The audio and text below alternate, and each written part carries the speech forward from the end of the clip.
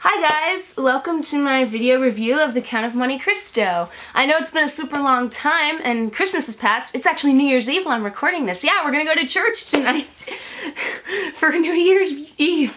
Oh, crazy, right? So, time's really flown. It's gonna be 2015 soon and I'm looking forward to a whole nother year of, you know, reading stuff. I have Anna Karenina. I'm reading that. It's really good. I'm gonna read Les Miserables again because I have a really nice new copy of it and stuff. So, hope you had a Merry Christmas. I got this hat and a cool shirt from my favorite band. Not sure you can see it, but it's Junip. It's pretty cool. I like it.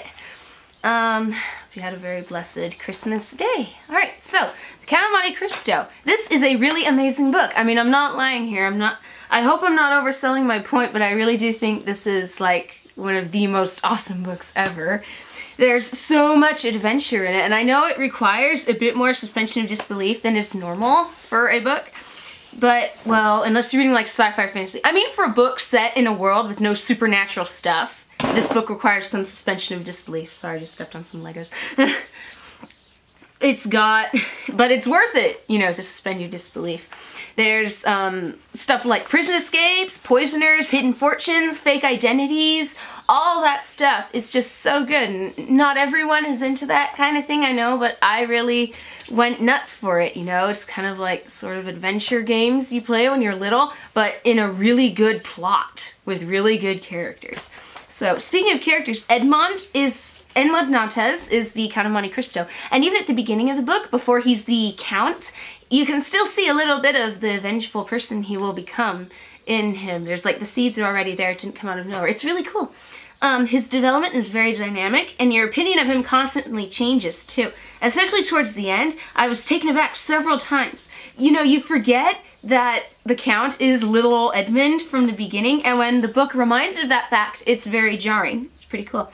The other characters were, this book had a really strong supporting cast. Favorites of mine were Haiti, Mercedes, Abi Faria, Jacopo, of course. Who could hate Jacopo? He's cool. And I even liked Albert Morcerf at the end. Even though when I saw the movie and I knew he was played by Henry Cavill, the guy who plays Superman, I was like, boo! Man of Steel was terrible! But he's actually a really good character in the book. He changes a lot and it's really cool.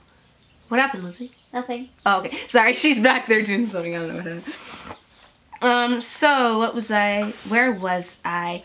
Even though there is a lot of crazy high adventuring stuff, there's also a lot to think about too. There's themes of, obviously, the morality of retribution and how far is too far. And there's a lot of stuff about fate, you know? Do we have free will? Well, there's nothing serious like the Brothers Karamazov level free will debating. But there is some stuff like, well, is there fate? Do we have the power to change our fate? You know, like in Brave. And of course, there's love all the place. It's really cool. And it might just be the translation of the book I was reading, but the writing is just phenomenal. It is gorgeous. There's so many awesome quotes. It would take ages for me to read them all. But here are 3 of my favorites. I wrote them down.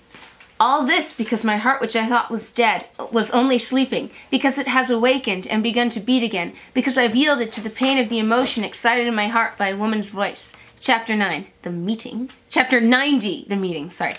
Next one. It was about 6 o'clock in the evening. An opal-colored light through which the autumn sun shed its golden rays descended on a bluish sea. Chapter 117, the 5th of October.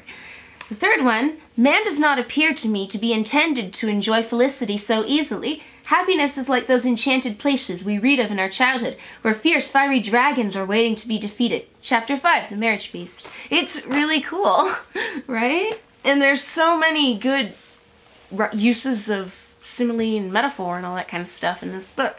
It really just made me go nuts, you know? And the ending. Now, I went into this book thinking it would be like a guilty pleasure read, you know what I mean? The kind of book where you're like, this is so bad, but I love it anyways. Well, I didn't think it would be bad, but I was thinking, well, it's a book that pretty much excuses all kinds of revenge, and it makes it look like Edmond is just the greatest guy ever, even though he has slaves and stuff, but by the time I reached the end, oh my gosh, it has a very good ending, and not everything Edmond does is excused, you know what I mean? in the middle half of the book, he keeps referring to himself as like, you know, God's instrument of revenge. You know, he's acting up where God has failed to act, right? That's his attitude in like the middle of the book. Then towards the end, some serious stuff happens. And then by the end, he's talking about himself in a letter to his friends, and he's saying like, you know, I was like Satan, you know, I thought myself equal to God, but now I have, I can't quite remember, I should have brought my book out here, but I've learned my lesson basically. So you're not really sure what happens to Edmond at the end. What? But no, it's okay, Libby, nothing bad happened to him. Okay. Well, lots of bad stuff happened, but that's aside the point. He sails off into the sunset with Haiti, who kind of likes him, you know. She's like, hi, Edmond. And he's like, Haiti, you know. Oh, they're cool. I really like them. So you're not quite certain what happens, but, you know, everything's cool, you know. It's good. I can't quite explain how the ending made me feel, because it was funny. We were watching Babylon 5, and I was just sitting there reading it, like, ah! And some pretty dramatic stuff was happening. We were finishing season 1 of Babylon 5, and, you know, stuff was happening there, and stuff was happening here, and I just plowed through the last 50 pages of it, basically, while we watched that, and it was really cool. And by the time I finished it, I was just so worn out. I was just, oh, it's over! It's over! How weird is that? You know, you ever get that feeling when you finish a really long book? I know I've had that feeling many times, because I read a lot of super long books, and it's just nuts, you know. It's like you're so into this world, you don't want to let it go, right? Oh. Well, I'll let you guys go. I hope you had a Merry Christmas. And by the time I get this up, it'll probably be 2015. Ah! So, I hope you guys have a good New Year, and you should totally read The Count of Monte Cristo because it's really good. Bravo, bravo, Alexandre Dumas. All right, see you guys later. Bye.